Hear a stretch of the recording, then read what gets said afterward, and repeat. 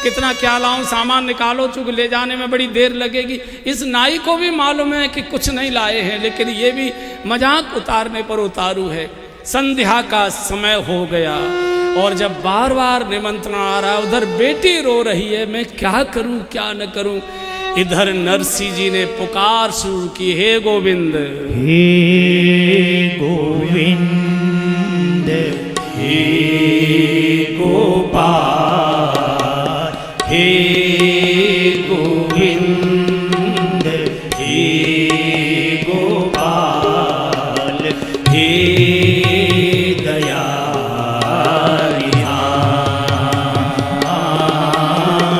हे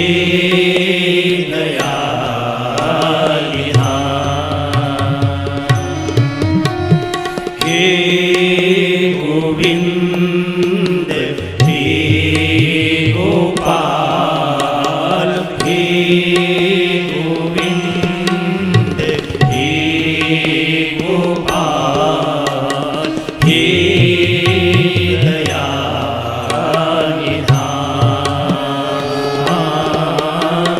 हे दयानिधान।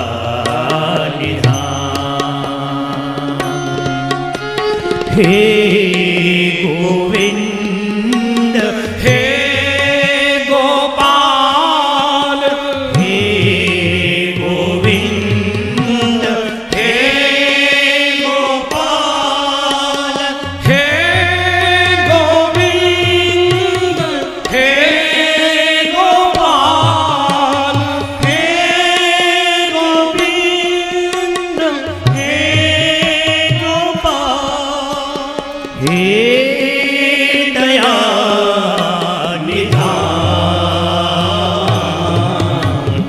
हे दयानिधान।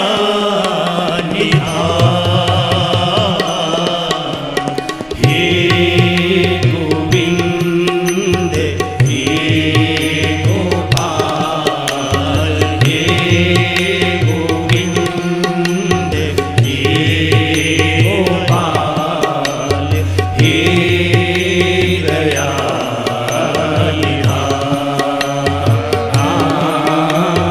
हे दयानिधान। गौशाला के एक अंधेरे से कोने में बैठे नरसिंह जी रो रहे थे, गोविंद अब तो जाएगी लाज तिहारी।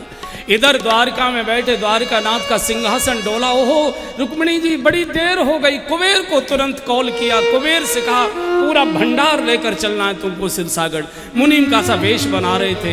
लक्ष्मी जी ने, रुक्मिणी जी ने पूछा, ये अचानक क्या आपको लीला आ गई, कहाँ जा रहे हैं? अरे तुमको मालूम नहीं, नरसिंह की बेटी की का भात का समय है, उसका भात भरना है, सब लोग तैयार खड़े हैं चौक पर, सारे गांव के लोग खड़े हुए हैं, देर हो गई मुझे। आप भात भरने जा रहे हैं? हाँ। आप अकेले कैसे भरेंगे? बोले क्यों? बोले पुरुषों का को तो भात आप पहना दोगे, महिलाओं को कौन पहनाएगा? आप महिलाओं को तो नहीं पहना पाएंगे ना, महिलाओं को तो महिला ही पहनाती है, मैं भी साथ चलूंगी। रुक्मिणी जी स्वयं सेविका बनकर आई हैं और झनझनाता हुआ रथ जैसे ही सिरसागढ़ में आया है, आ गया सांवलिया सेठ का मुनीम। बार बार नाई को कहते थे, मुनीम आने वाला है, मुनीम आने वाला है, मुनीम आने वाला है। चलो महाराज, आ गए समधी जी के द्वार पर। भगवान द्वारकानाथ ने अपना पूरा जो भगवती वेश था वो छुपा रखा था, पीतंबर आदि, मुकुट पर पगड़ी वगड़ी बांधी, मुनीम जैसा वेश। बड़ी भारी भीड़, पूरा गांव उमड़ा आज इस भात का दर्शन करने के लिए। जिन्होंने भात पहनाए उनको मालूम है, जब भात के चौक पर भैया जाकर खड़ा होता है तो बहन उसके गले मिलकर रोया करती है, उसकी आरती उतारती। तो रामा द्वार पर आकर खड़ी हुई आरती का थाल लेकर चौक के पास जब आ खड़ी हुई तो बूढ़े बाप से कहा, पिताजी भैया कहाँ हैं? भैया कहाँ हैं? बड़ा हो गया होगा ना, अभी तक आया नहीं। तो भगवान द्वारकानाथ ने, अब तो ये तो नरसिंह जी तो असमंजस में आ गए, अब मैं कैसे बोलूँ, अब तो बात खुलेगी। और चौक पर खड़ा है सारा गांव, इसमें तो हाहाकार मच जाएगा अगर मैं कह दूं तेरा भैया तो 13 वर्ष की उम्र में दुनिया छोड़कर चला गया। तो भगवान की ओर नरसिंह जी ने देखा, भगवान ने चुटकी लेकर इशारा कर दिया, मुझे बता दो। बोले है ना भैया, है ना सामने, इस सामने भैया खड़ा है ना, आरती तो। भगवान एकदम चौक पर आकर खड़े हो। एकदम रामा ने कहा, तू इतना बड़ा हो गया रे, इतना बड़ा हो गया, 22 साल से मैं देख नहीं पाई, इतना बड़ा हो गया एकदम। और बहन जब गले लगती है भैया के चौक पर, बहुत रोया करती, भाव का रोना होता है। रामा ने जो रोना शुरू किया, प्रभु भी अपने आंसू रोक नहीं पाए। आज असली बहन आज मेरे हृदय से लगी है, मेरी कोई बहन थी भी नहीं। भगवान कह रहे मेरी अपनी बहन कोई थी भी नहीं। एकदम प्रभु हृदय से लगे। तो रामा जब बहुत रोई तो भगवान का बहन रो मत, भात पहन लो, बाकी बातें हम लोग बाद में करेंगे। तो रामा की हिलकी रुक नहीं रही। तो भगवान ने अपना अंदर से पीताम्बर निकाला और रामा के ऐसे जब आंसू पहुँचे तो जो गांव की सखियां सहेलियां खड़ी थी वो समझ गई ये तो पीताम्बर वाला भैया नहीं है, ये तो द्वारिकानाथ है। ये समझ गई। तुरंत एक सखी ने कहा रामा, अरे रामा जी आज कन्हैया घर में आ गए हैं। अरे रामा जी आज कन्हैया घर में आए हैं। इनते बंसी ने कलियो बजबार, मोरी बहनारी आज कन्हैया घर में आए हैं। इनसे बंसी ने कली जो बजबार, मेरी बहनारी आज कन्हैया घर में आए हैं। या के कानन कुंडल सोहते हैं, इनके कानन कुंडल साजते हैं। या के अधर मुरलिया राजते हैं, या के अधर मुरलिया राजते हैं। या को सुंदर है सिंगार, मेरी बहनारी आज कन्हैया घर पे आए गए हैं। इनके बंसी ने कली जो बजवार, मेरी बहनारी आज कन्हैया घर में आए। महिलाओं को पहचान बहुत ज्यादा होती, कुछ पुछ हो गई है। द्वारकानाथ आकर खड़े, भैया नहीं है इसका, ये तो जगत का बाप आया हुआ। तो बात खुल न जाए तो भगवान ने कहा नरसिंह को, सेठ जी वो भात की पत्रिका तो आप लाए हो गए, मेले से गमछे में ऐसी बंधी हुई थी, गांव के लोग पहले बांध लेते थे ना। खोली तो इतनी तय हुई थी, उसमें से कुछ पढ़ने में आ नहीं रहा था। तो भगवान ने उन सेठ जी को कहा जो रामा के ससुर थे, सेठ जी वो पत्रिका की कॉपी तो आपके भी पास होगी ना, निकालिए जरा क्या क्या है। और जब वो अहंकार में खड़े हुए बोलने लगे, ये दीजिए, ये है। भगवान वो एक बोलते थे, भगवान दो देते थे, पूरा गांव दंग रह गया। अंत में रामा के ससुर को नरसिंह जी के चरणों में अपनी पगड़ी उतार के रखनी पड़ी, हमको माफ कर दीजिए।